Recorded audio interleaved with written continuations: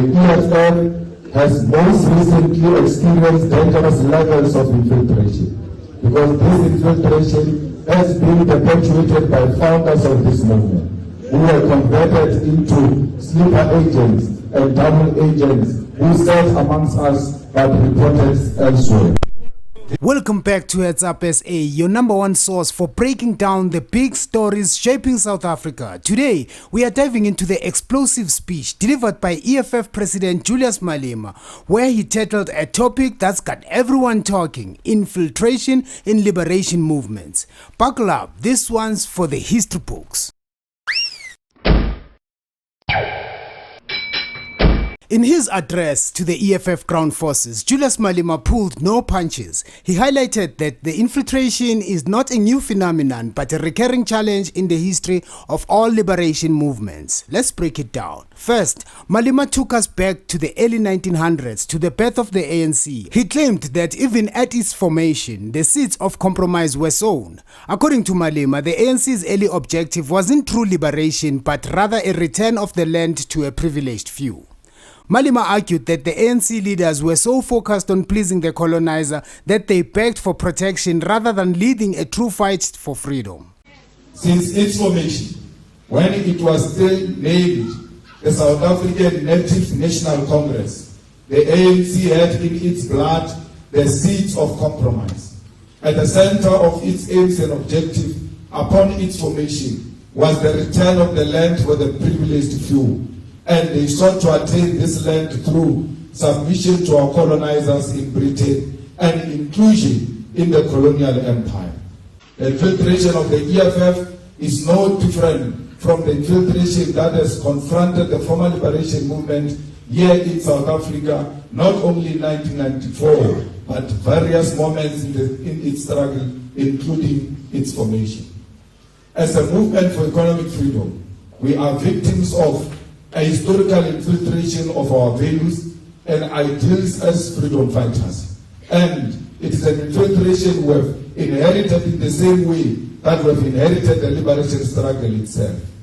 Malema's warning wasn't just rhetoric, it was a calculated response to events that have rattled the EFF. And he's got a point. Let's start with the party's own Central Command Team, or CCT Meeting. At a recent CCT meeting, rumors erupted when some EFF members panicked after noticing that Dr. Mbuyiseni Ndlozi wasn't among the attendees. This set off wild speculation that Julius Malema might be sidelining Ndlozi, particularly because it doesn't favor him as the next deputy president of the party. Also reports that Dr. Mbuyiseni Ndlozi has been barred from attending the People's Congress. No, we're dealing with the PGA. You know, those things that come from media and all those things. What they are not doing is that if there's that case, they should have gone to the same person that told you that and responded to it. And we're not going to. We've got over 2,500 delegates that are going to the conference. So we can't be sitting and be redirected by those that want to see the EFF losing focus by setting the agenda. So we're not entertaining those things. We're focused on the journey. That's why we're here to deal with the issues of the PGAs. What is the Eastern Cape delegates? What are they saying? What is their contribution? What do they want to see happening out of and becoming the outcome of that National People's Assembly on the policy position, on the leadership position? Is their opportunity. We're here to listen to them, and they're going to come out solid. As you can see, all of them, they are here in full attendance. So is he going to be part of that? Is part of what? Part of the conference. Brother, I'm saying we've got what you call 2,500 delegates that are coming. If you want me to give you the list, because I can't speak of someone, I think it's an unfair question. Even yourself, if I can ask you, is your colleague going to be at work tomorrow? What if he's not there? You're going to come back to me and say, yeah, this is what you said. I don't know. We are going to a conference. There's 2,500 delegates that are sitting in the conference. And Commissar Dr. Mbuyiseni Ndlozi is a member of the Central Command Team. So obviously, as a member of the Central Command Team, it's our conference. Everyone is going to be there. Then came the bombshell headline from a mainstream media outlet claiming that Dr. Ndlozi was barred from attending the National People's Assembly. But here's the kicker, it was all false. This wasn't an isolated incident though. Malema has accused the media of deliberately fueling gossip to undermine the EFF. And he might have a point. Using the media to promote a particular list of candidates and to spread malicious rumors, falsehoods, or allegations against those with whom you disagree. Leaking confidential information to the media, secret interaction with journalists with the intention to get them to write stories on internal organizational issues, or communicating internal decisions or processes to the media without due authorization.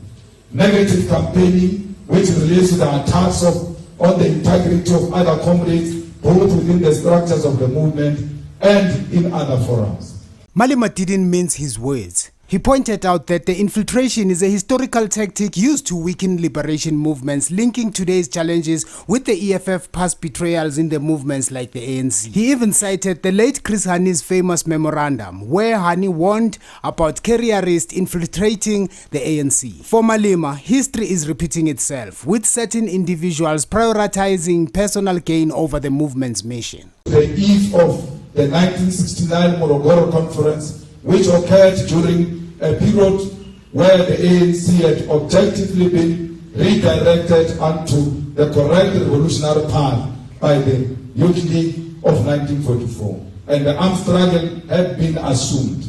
This liberation movement, once again, was confronted by a form of infiltration to which Crisani objected to his historic letter titled the Hani Memorandum. For the parallel of compromise to apply, one part of the Hani Memorandum must be noted, which was critical diagnosis of the liberation movement's level of activism and lack of appreciation of the prevailing reality in South Africa at the time. Crisani wrote that the ANC leadership in exile has created a machinery that has become an end in itself. It is completely divorced from the situation in South Africa. It is not in a position to give an account of the functioning branches inside the country. We are disturbed by the careerism in the ANC leadership abroad, who have in every sense become professional politicians rather than professional revolutionaries. But Malema's remarks weren't just about the past. They come against the backdrop of internal party tensions and a growing sense that the EFF is being targeted from within and from outside forces.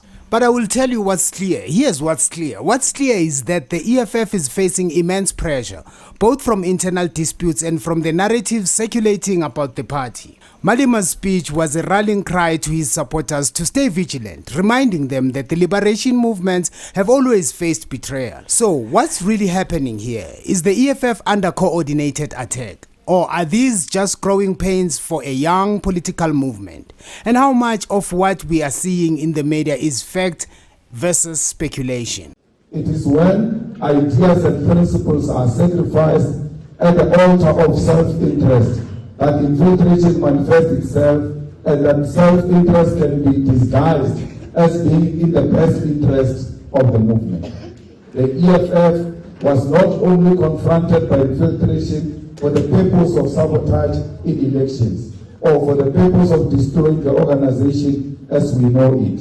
We were also confronted by an ideological infiltration and political degeneration.